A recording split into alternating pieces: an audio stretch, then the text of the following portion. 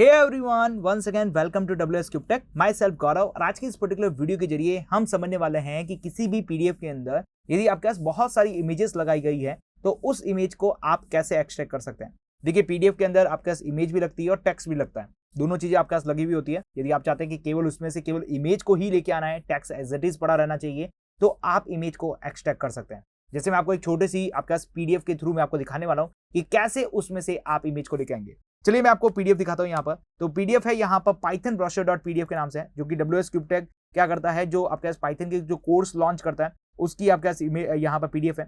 इसके अंदर आपके पास दो इमेजेस लगी हुई है। पहली इमेज लगी हुई है ये सबसे ऊपर जो आपके पास लगा हुआ है लोगो, ये आपके पास लगा रखा है। देन एक बैकएंड के अंदर आप देखेंगे तो यहाँ पे भी एक आपके पास इमेज लगी हुई है जिसके अंदर WS Tek का यहाँ पर लोगो लगा रखा है। वो लोगो एज ए वाटरमार्क यहाँ पे वर्क कर रहा है। इसके अलावा देखिए, यदि मैं इसको सेलेक्ट करने की कोशिश करूं तो मेरे पास सारा टेक्स्ट सेलेक्ट हो रहा है, लेकिन वो जो इमेज है वो यहाँ पर सेलेक्ट नहीं हो रही है।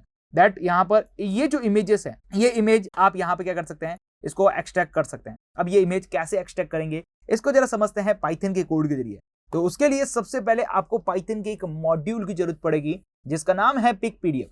पिक पीडीएफ को सबसे पहले अपने सिस्टम के अंदर आप क्या करें, इंस्टॉल कर लें। इंस्टॉल करने का तरीका बहुत ही सिंपल है, कमांड प्रॉम्प्ट को ओपन करें। कमांड प्रॉम्प्ट को ओपन करने के बाद पिप इंस्टॉल पिक पीडीएफ को यहाँ पर लिख दें। इससे क्या होगा, आपका सिस्टम के अंदर पिक पीडीएफ नाम का जो मॉड्यूल है वो आपके सिस्टम के अंदर इंस्टॉल हो जाएगा। दैट जो मैं आपको कमांड बताने वाला हूं पिक पीडीएफ के अंदर, उसके हेल्प के जरिए आप क्या कर पाएंगे, उस इमेजेस को एक्सट्रैक्ट कर पाएंगे। चलिए जरा समझते हैं यहाँ पर वन बाय वन की क्या कोड है, किस तरह से लिखा जाएगा। तो सबसे पहले आपको क्या करना पड़ेगा, यहाँ पर ये जो आपका पिक पीडीएफ नाम का मॉड्यूल है इसे आपके पाइथन की फाइल के अंदर इंपोर्ट कराना पड़ेगा। तो मैं फ्रॉम की हेल्प से पिक पीडीएफ के नाम का जो मॉड्यूल है इसे मैं इंपोर्ट करा रहा हूँ। देन मैं इंपोर्ट कराने वाला हूँ। और इंपोर्ट क्या क्या कराने वाला हूँ, तो सबसे पहले पीडीएफ नाम की क्लास को इंपोर्ट कराऊंगा। देन उसके बाद मैं नेम नाम की क्लास को कॉल करने वाला हूँ। देन उसके बाद मैं यहाँ पर आपके पास पीडीएफ इमेज नाम की जो क्लास है इसे मैं यहाँ पे यूज करने वाला हूँ। इन तीन क्लासेस की हेल्प से ये सब कुछ काम होने वाला है। अब आपको क्या करना पड़ेगा, अपनी पीडीएफ को ओपन करना पड़ेगा। मतलब जो पीडीएफ आप जिस पीडीएफ में से आप इमेजेस लेने वाले हैं उस पीडीएफ को क्या करें, ओपन करें। ओपन करने के बाद उस पेज को सेलेक्ट करें जिस पेज से आपको इमेज लेके आनी है। देन सबसे पहले मैं अपनी फाइल को ओपन करूंगा। अच्छा, इसको ओपन कराने का मतलब है अपनी फाइल को यहाँ पे लोड करना है। तो मैं old_pdf के नाम से एक वेरिएबल बनाता हूं जिसके अंदर जाकर मैं पीडीएफ नाम से जो आपकी क्लास है उसके अंदर ओपन नाम से आपके पास क्या एक फंक्शन है, उस फंक्शन को यूज करने वाला हूं। कौन सी यहाँ पे पीडीएफ की फाइल है, उस पीडीएफ की फाइल का नाम मैं यहाँ पे लिखने वाला हूं। ये इस तरीके से हमारी जो पीडीएफ की फाइल है वो यहाँ पे ओपन हो जाएगी। पीडीएफ फाइल है वो ओपन हो जाएगी। अब मुझे क्या करना है, इस ओल्ड पीडीएफ में से उस पेज को सेलेक्ट करना है जिसके अंदर से मुझे इमेज निकालनी है।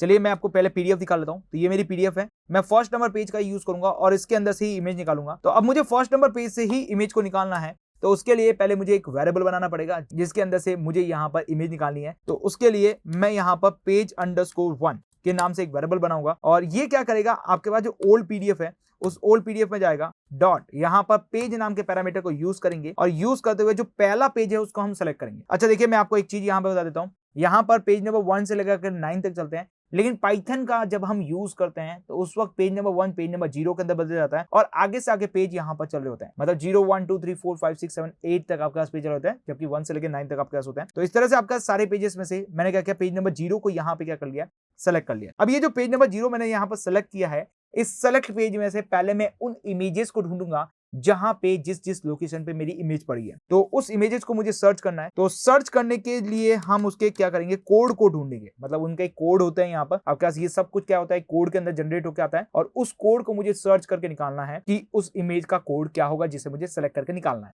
तो उसके लिए सबसे पहले मैं एक लिस्ट बनाने वाला हूँ। मतलब वो जो कोड होगा वो बिखरा बिखरा सा आएगा, तो एक लिस्ट बनी हुई होगी तो बहुत सही रहेगा। तो मैं उस लिस्ट बनाऊंगा और लिस्ट कहाँ से आएगी, तो पेज नंबर जो 1 हमने यहाँ पे लिया है उस पेज नंबर 1 के अंदर जाना है और इमेजेस के नाम से पैरामीटर को यूज करना है। और इमेजेस पैरामीटर के अंदर बहुत सी वैल्यू आपको देखने को मिलेगी। उसमें मैं कीज फंक्शन को यूज करते हुए उन सारी इमेजेस के नेम लेके आ जाऊंगा। मतलब उन सारे इमेजेस के कोड ले आऊंगा जो कि उस पर्टिकुलर पीडीएफ के पेज में है। तो ये दोनों मुझे यहाँ पर इमेजेस के कोड मिल चुके हैं जो कि उस पर्टिकुलर कोड के अंदर है यहाँ पर। और मैं बात करूँ तो ये दोनों के दोनों क्या है, WS Tek के लोगो के बारे में ही इंफॉर्मेशन दे रही है। WS Tek का जो लोगो है वही इमेजेस यहाँ पर लिखी हुई आई है। चलिए अब हम क्या करते हैं, इन इमेजेस को बाहर एक्सट्रैक्ट करते हैं, मतलब आउटपुट के अंदर शो करते हैं। तो अब ये जो आपका रॉ डेटा यहाँ पर आया है, मतलब ये इमेजेस के कोड आए हैं, इस इमेजेस के कोड को हम कन्वर्ट करेंगे इमेज के अंदर। तो वो कन्वर्ट करने जा रहे हैं। तो मैं सबसे पहले यहाँ पर raw_ यहाँ पर इमेज बना रहा हूँ। यहाँ पर raw_ इमेज ले रहा हूँ और इस raw_ इमेज के जरिए मैं क्या करूंगा कि जो आपका पेज नंबर 1 की जो आपके इमेज आई है यहाँ पर,